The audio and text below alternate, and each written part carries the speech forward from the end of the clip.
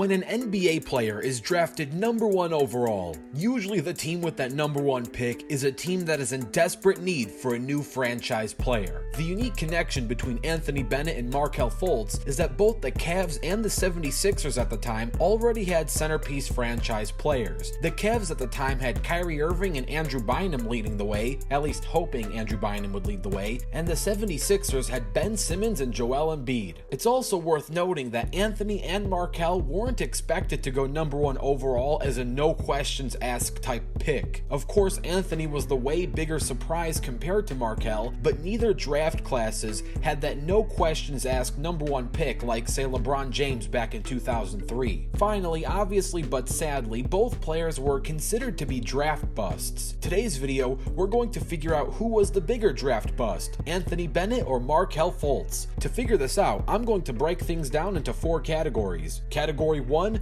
who had the worst rookie season? Category 2, which player is the better basketball player in a vacuum?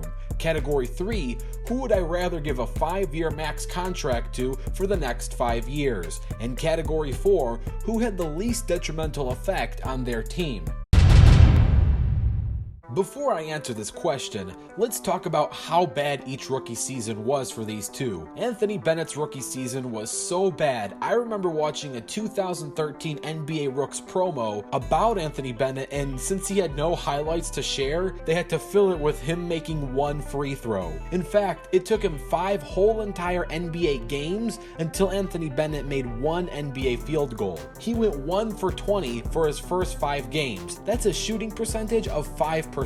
Most NBA players average points per game, but Anthony Bennett was so bad for his first 8 games, he was averaging games per point. In a span of 8 games, Anthony only scored 5 points, meaning he was averaging about 2 whole games for every 1 point. Most of his misses were sadly open threes, and even open layups and dunks were not falling. Now maybe I'm going too harsh on Bennett. I knew he had some sort of scoring potential because in game 2 of the preseason, he dropped 16 points, 14 of them being in a tight 4th quarter, beating Victor Oladipo and the Magic. And I get it was a preseason game, but still, it showed guts, and throughout the real season, he eventually was able to put up a consistent, though consistently low, 4.2 points per game. And another interesting fact, Anthony Bennett did not start a single game. He came off the bench. Markelle Fultz's rookie season is pretty much the story of his career so far in 1 sentence. That sentence being glimpses of potential only to be shot down by injury. Markelle only played 14 games in his rookie season and 33 games in his entire career. While he was on the court, he did put up a decent 7.1 points per game, which is not number 1 draft pick type numbers, but they're fairly respectable numbers relative to a solid bench player, and there's not really much to dissect as his season did end early due to injury. So ultimately, this category comes down to which is worse, playing a bunch of games putting up terrible numbers, or playing a few games putting up less than average numbers but missing out on most of the season. It's a real tough call to make, but I have to say that Anthony Bennett had the better rookie season only because he was able to play throughout the season. I know that injuries are usually outside of a player's control, but building physical durability in the gym is something that shouldn't go unnoticed. Again, this is a hard call.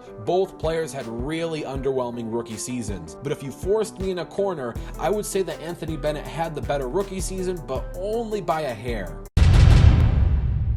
Category 2, which player is the better player in a vacuum? Pretty much what this question means is, who is overall the better basketball player pound for pound if both players were playing perfectly healthy and there were no outside circumstances weighing in? I would say that Markelle Fultz is the better player in a vacuum. I know that Anthony is trying to make a comeback by dominating the G League and is joining the Houston Rockets for the upcoming season, and I'm proud of his comeback and I wish him the best for the future, but if Markelle Fultz was 100% healthy and was given a full season to show what he can do, I believe that in a vacuum, he is a better player than Anthony. He is faster, has better ball handling skills, and is slightly more efficient on the court shooting-wise compared to Anthony.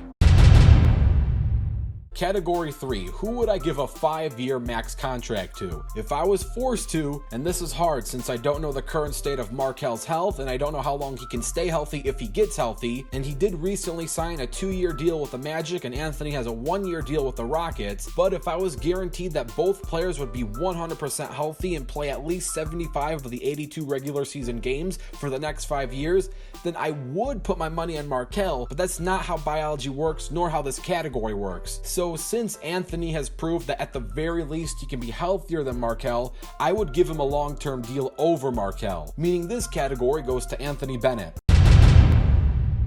Category 4, who had the least detrimental effect on their draft team? What makes this category so hard is that neither player had a huge detrimental effect on their teams, believe it or not. The 76ers were a successful team regardless of Markelle not being able to play, and LeBron James came and saved the Cavs' future right after Anthony's rookie season. But LeBron returning home was beyond basketball. It was more about coming home to Akron and keeping his promise to Cleveland. We can't let Anthony go unchecked for his rookie season. The Cavs had Kyrie, Irving, Andrew Bynum, and Anthony was supposed to be that third piece to lift this team at least into the playoffs, and he failed to do that. The Cavs drafted him expecting the next Draymond Green in the making, an all-star who is a defensive anchor and who can score if needed. Anthony was nowhere near that at the pro level for his rookie season, and the Cavs missed the playoffs yet again. So ultimately, Anthony had the worst detrimental effect on his team, meaning Markelle wins this category. Though in the grand scheme of things, neither player really hurt each franchise,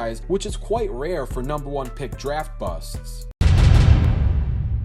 Overall, categorically speaking, this somehow came down to a tie. Anthony took 2 categories and Markelle took 2 categories. Though, in a nutshell, if someone asked me who was the worst #1 overall pick between these two, it would make more sense to say that Anthony Bennett was the worst #1 overall pick, since he was bad because he was actually bad. Markelle was bad because he was always injured. At least that's part of the equation. Though both of these players currently have new teams and have a shot to redeem themselves, and I hope they do that. I hope to see Anthony do great things on the Rockets, and I hope to see Markelle get healthy and do great with the Magic. So let me know what you think about this topic by leaving a comment down below, and feel free to suggest topics that you would like me to see cover in the future. I'm Rebound Rewind, and I'll fast forward to you later.